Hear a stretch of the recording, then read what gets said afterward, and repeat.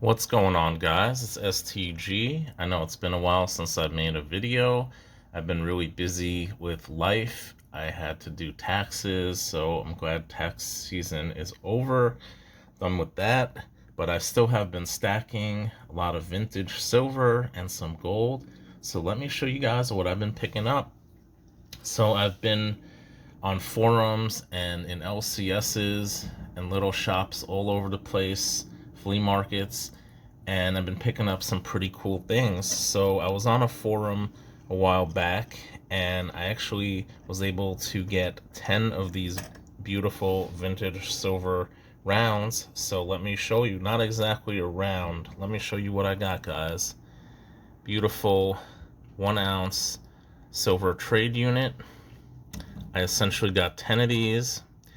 These were made by the California Crown Mint circa 1981. I was able to get 10 of these, and if you recently checked out Akadaka Stacker's latest mail call from me, you'll see that I actually did give him one of these. So I'm glad I was able to get those beautiful vintage hexagonal shaped silver trade units. Next up, Emerald Coast Stacker had an auction a couple weeks back, and I was fortunate enough to get some vintage from Emerald. So I just want to give a shout out to Emerald. Thank you so much, brother. I really do appreciate you sending me these beautiful stickers, along with providing some meat and cheeses, as you like to say. He had some really awesome vintage. I was able to score a few bars at some really great prices. So the first bar I got is this vintage Oxford bar. Now Oxford is, I know they're based out of Alaska. They might have other locations in these states, but I know they're still around today in Alaska. So I do have a toned up, purple toned up Oxford bar, different bar, and I'm lucky that Emerald was able to provide me with that one to add to my collection, so thank you so much. I also got a few, I'm not 100% sure, I always butcher this, Bosch, Batch, I don't know, people say different things, just pretty much regular 1 ounce fine silver bars, and I actually did not have one of these in my stacks, and now I have 3 of them. So thank you so much, Emerald. I really appreciate the amazing deals you have when you do have your auctions. Let me show you some other things that I've been picking up. I actually did get a couple items from Whatnot. I did get a couple non-silver items, but I also did get some silver. So I actually picked up this Stanley Roadster. I think it was part of a series. And I think I overpaid this. I don't know who makes it. Possibly the Madison Mint or some similar mint from back in the day. So I picked that up. I paid up for this next bar. So this is a rare 5000 mintage Pebbleback bar from Engelhard. So check it out, guys. You guys can clearly see, if you ever see one of these type of bars from Engelhard, this is the Pebbleback. This is a 5000 mintage one. And I paid quite the premium from Silver Bar Stacker. However, it compared to other sites like eBay, it was comparable, the price. So thank you so much, Silver Bar Stacker. I really have wanted this bar for a while now. I was fortunate enough to get that. And guys, for my next pickup, I went last weekend to an LCS in the suburbs, and I looked around and he really didn't have too much, and I was kind of disappointed because I almost was not going to buy anything. And then, guys, I saw a ton of these coins, so let me show you what I got. I shouldn't say coins, I should say rounds. So let me pause this for a minute and then let me show you what I got. So guys, welcome back. There's no easy way of showing you guys all these, so let me just show you. I got these beautiful 1982 first year 75,000 mintage Engelhard Prospector rounds in the original lollipop wrappers, guys. So normally these came, I believe, in strips of 10, In this pile, I have 33 ounces, ranging from 1 individual to 6.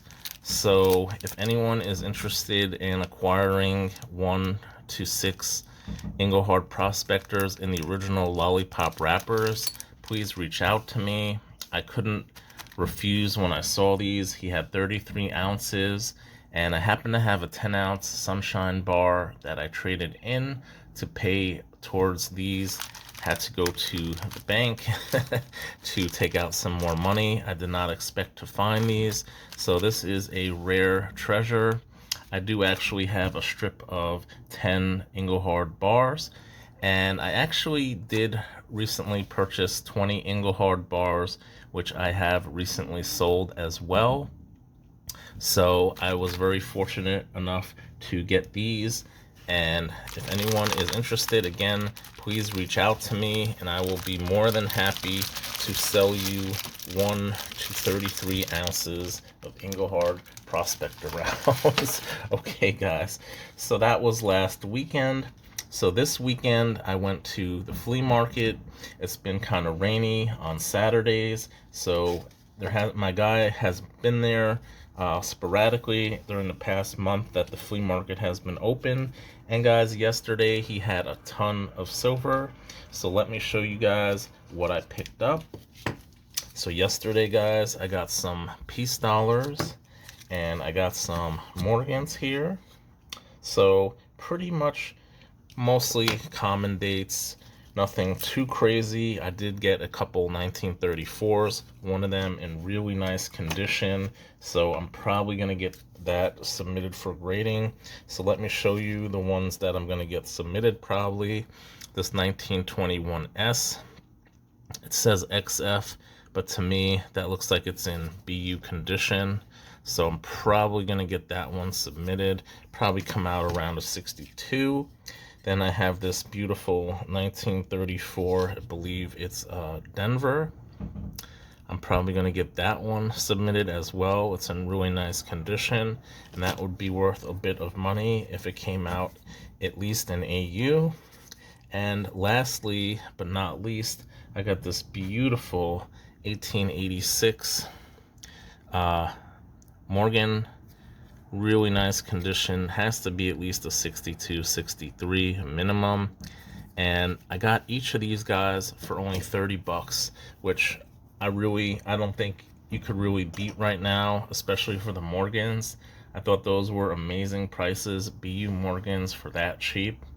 So if anyone's interested, let me know. I'll probably have a couple of these for sale, and I'm just gonna pay it forward. If anyone's interested, let me know. And yeah, I also got a couple other things. I actually did pick up some other junk silver. I got this beautiful 50 cent from 1902. I got this for a really good deal as well. And lately I've been interested in some Barbers, whether they be Barber dimes, Barber quarters, Barber nickels, whatever it is. So guys, check it out. I was able to score these Barber quarters, something I normally don't see too often. They're in pretty rough condition, as you guys can see. None of them are probably in higher than VG condition. However, they are quite scarce and they're getting harder to find. So whenever I see anything Barber, I like to pick it up if it's in half decent condition, meaning it's not, I don't think it's cleaned or, just at least in this type of condition, in VG condition. So I got those, and I actually did get some shillings here. So I did get Queen Victoria when she was young, middle-aged, and when she was older. So I thought that was pretty cool that I had the different portraits of her here represented. So I got these shillings. I don't really know too much about them. Haven't really done too much research, but some of them are quite early. This one right here is from the 1840s, I believe.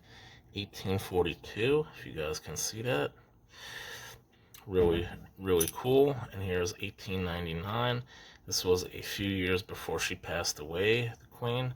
So really, really interesting coins that I got from the flea market, and I believe I got some really great deals on this stuff. My guy, I couldn't believe he gave it to me for 30 bucks for a BU Morgan. So that was, I thought was pretty reasonable considering the price of silver. And guys, finally, let me show you what else I got. I basically went to my guy in Chinatown and I was looking for some gold, and guys, he had a ton of these next coins I'm gonna show you. So let me show you what I picked up. I picked up this beautiful 1917 Melbourne Sovereign. I believe the mintage was 934,000 on this particular one. Guys, he had about 40 different sovereigns. So I had my choice to pick from. He basically had 20 he's going to keep for himself, including a Canadian sovereign. I think it was a 1-year issue, I believe, somewhere around 1913-ish. I don't exactly remember what year. And he had one of those, and he had a ton of these from, this one is from Melbourne. He had Melbourne, Perth, Great Britain, so Sydney. Yeah, so he had a lot of these guys, and this is just in beautiful BU condition. If I had to grade it, I'd say at least a 62, 63 maybe. So very fortunate. He gave me a pretty reasonable price for it. So I got that. And guys, I actually did pick up one additional item. I basically looked through a tray where he normally keeps vintage, and he hasn't really been getting much vintage in, but he said, you know, anything in here is 35. So to my surprise, I pulled this out, and he didn't look too happy when I pulled it out, but he's like, okay, I'll give it to you for 35, no problem. So I got this beautiful 1986 Engelhard bar, I believe for this variety where the plus sign is separated from the 3 nines. There was 100,000 mintage. So I'm very lucky and fortunate I actually found some vintage Engelhard. And guys, last but certainly not least, about more than a month ago, I actually did purchase this next gold coin, and I haven't showed you guys until now. I haven't made videos, so without further ado, it is a beautiful little gold half sovereign. So I picked this up during the dip about over a month ago, and really nice condition. I think it's probably an AU, not terrible for a coin being 125 years old. And we see the portrait of Victoria. This was, I believe, around 2 years before she passed away, 1900. And got this for a really great deal. So yes, guys, I have been stacking some gold. I obviously have been stacking some vintage silver for the most part, and also some junk silver, guys. So that's pretty much it for now. Thank you all so much for watching. Please like, subscribe, and as always, stack that gold.